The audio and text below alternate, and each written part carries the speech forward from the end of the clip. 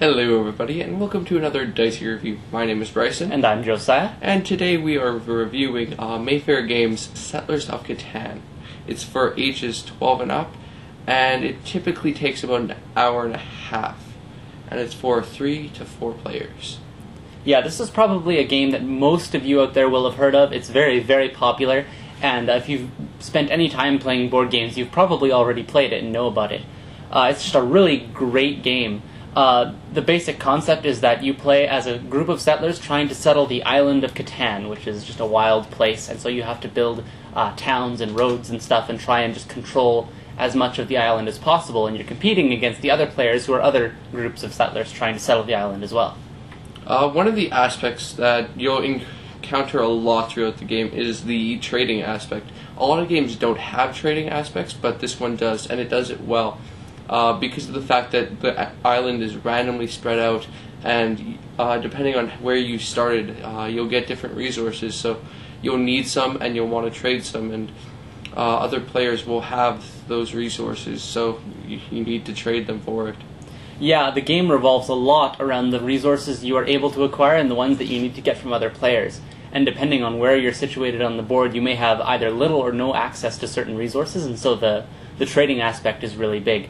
The resources on the board are spread out at random because every individual resource is a single piece of the board. The board is made of octagonal pieces, and each individual one is a different resource, and so the board can be built in a almost infinitely customizable way. So the island looks different every time you play, which is a really cool aspect, because then the resources are in different places and the strategy of the game will change every single time you play. Each tile has a number between 2 and 12, which determines whether you get this resource or a different resource throughout the game. But the number 7 you will never see. The reason is because that is the robber.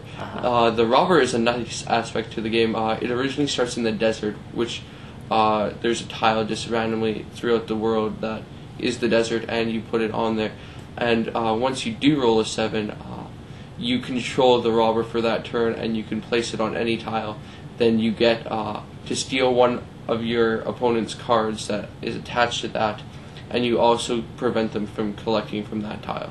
Yeah, it's basically a disruptive force that adds a little bit of challenge to the game, because if one of your opponents rolls a 7 and you're way ahead of them in the game, they can really screw with your resources by preventing you from maybe getting access to a specific resource that you only have access to through one tile. They can put the robber on that tile and you have no access to that resource, and it forces you to trade with the other players in order to continue to build.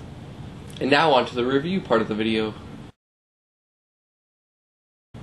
So the first thing we want to talk about is time. How long does the game take?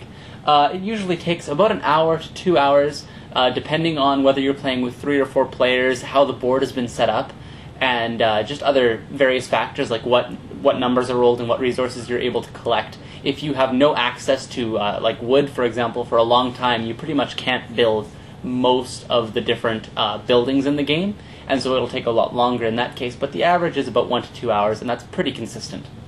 Yeah, I like the fact that it's not super long. It's one of those medium games where there's games that take 8, 10, 12 hours to complete, but this one isn't one of those, and it's also not one of those that take like 10 minutes and then you find yourself playing 3 or 4 games and you just get tired of the game and you've only spent half an hour. So I like the fact that this is 1 to 2 hours, so it's a medium length game, so it has the fact that you can play it 1 or 2 times and you'll fill an evening. So the second thing we want to talk about is price. How much does this game cost? Well, the original game that you buy will cost $40 about, depending on where you go. And each expansion will cost another $40, and each extension will cost $20. Yeah, the expansions and extensions basically change gameplay in a couple different ways. The extensions are simply adding an extra 2 players, so you can play from 4 you can go up to 6 players now, which is really cool and helpful. Yeah, those are $20 each, and you need to buy the extension for every expansion pack you buy. So there's an extension for the Settlers of Catan, but if you buy the Seafarers or Cities and Knights expansion packs, then you need to buy the extension for those expansions as well. And the expansions are almost entirely new games. They add so many different options.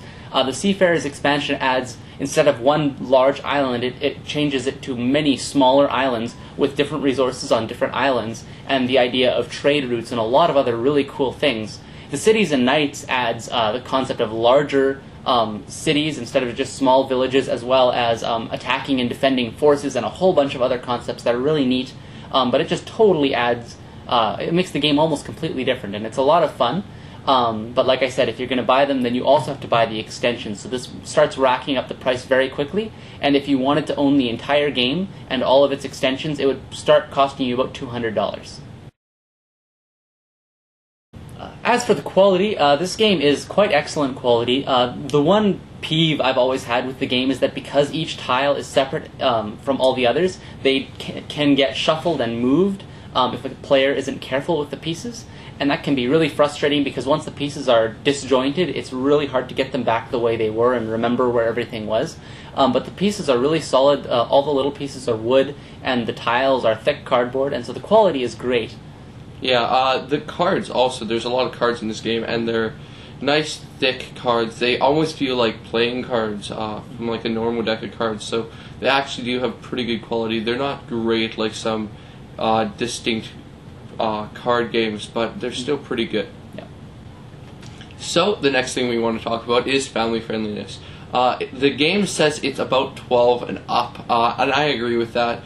Young teens will get the game, but once you go below that, they're really starting to grasp at straws when they're trying to figure this out, because there's a lot of things you want to figure out, because you have to figure out costs to certain buildings, and you need to think about the strategy for the future, so you have to do a lot of things at once, which for younger kids, that's just going to be an issue.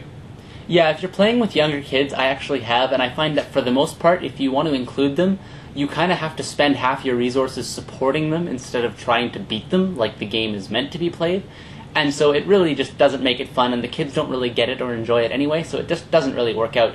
But if you've got teenagers in your family, it's a great family game. It's a lot of fun, it's competitive, and there's a lot of really neat strategy going into it, but it doesn't take a lot of deep thought. It's easy to bring new people into, so if you have friends over, it's easy to get them into it quickly. The rules aren't terribly challenging. And so, yeah, it's just a really excellent game. We also want to mention the replay value of the game. As I mentioned before, since the board is completely customizable, it adds a lot, and you can change it up so that there's a lot of replay value there.